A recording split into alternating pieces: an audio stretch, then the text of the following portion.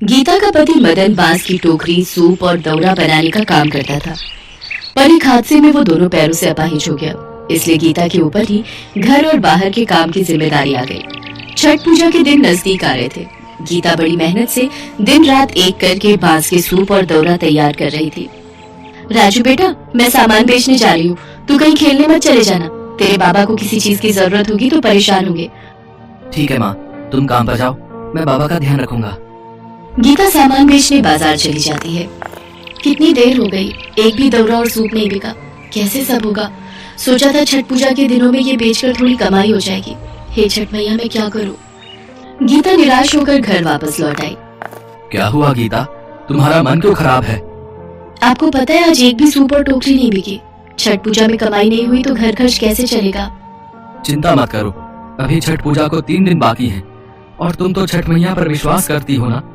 छठ मैया का नाम लेकर कल दोबारा सूप और दौरा बेचने जाना। मुझे विश्वास है छठी मैया हमारी सहायता जरूर करेंगी। माँ, छठ पूजा में तुम खीर पूरी बनाओगी ना? मुझे खीर पूरी खानी है। हाँ मेरे बेटे, इस छठ पर तेरे लिए खीर पूरी जरूर बना दूंगी। हे मैया, कल मेरा सामान बिक जाए। आपके नाम में बहुत शक्ति है माँ। आपने हमेशा दुखियों की सहायता की है छठ मैया, मेरी सहायता करना।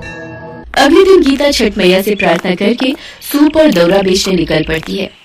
दौरा ले लो, सूप ले लो, बहन जी ले लो, छठ मैया के नाम का ले लो। कुछ खरीद लो भैया जी, आज सुबह से बोरी नहीं हुई। सुनो जी, बड़ी दुकान से खरीदेंगे। पता नहीं ये बांस की टोकरी तो पुरानी लग रही है और सूप भी मैले हैं। नहीं नहीं, हमें नहीं लेना। ले लो भैया सूप, ले लो बांस की टोकरी ले लो। सब लोग बड़े बाजारों से खरीद रहे हैं। क्या करूँ छठी मैया, मेरी मदद करो माँ।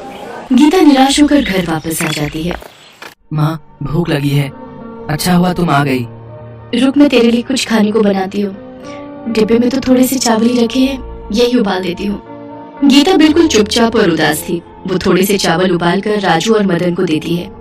मदन भी उसके चेहरे की परेशानी देख रहा था। छठ मैया, आप तो बहुत दयालु हो। मुझे हमेशा यही विश्वास रहता है कि आप हम गरीबों की जरूर सुनोगी। पर अगर कल भी मेरी कमाई नहीं हुई तो मुझ गरीब की छठ पूजा का क्या होगा? कैसे खीर पूरी और ठेकुआ का भोग लगेगा? माँ, मेरी मदद करो। गीता का मन परेशान था। मदन अभी सो रहा था। वो सुबह सुबह उठकर घर से निकल गई और बाजार पहुंच गई। सूप ले लो, दौरा ले लो। टोकरी और सूप लेकर बैठे बैठे गीता को शाम हो जाती है, पर ना जाने लोग उसकी ओर देखते और मुंह फेर कर सामान अच्छी दुकानों से खरीदने लगते। शायद गरीब गीता के फटेहाल कपड़े और मैली चप्पल देखकर ही लोग उससे कुछ भी नहीं खरीद रहे थे। मैं घर जाकर क्या बनाऊंगी, क्या खिलाऊंगी? हे छठी मैया, आप कहाँ हो मैया, मेरी मदद करो। रोते रोते परेशान हालत में गीता रोने लगी। उसका छठ का व्रत था। वो भूखी प्यासी थी। रोते हुए वो बेहोश हो गई। नारायण नारायण, देवी छठी, ये आपकी कैसी लीला है माँ? आपकी भक्त गीता ने आपका छठ पूजा का व्रत रखा है। वो भूखी प्यासी धरती पर बेहोश पड़ी है। नारद मुनि, मैं अपने भक्तों के विश्वास को कभी भी डगमगाने नहीं दूंगी।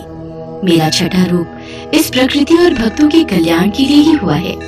जो कोई भक्त प्रेम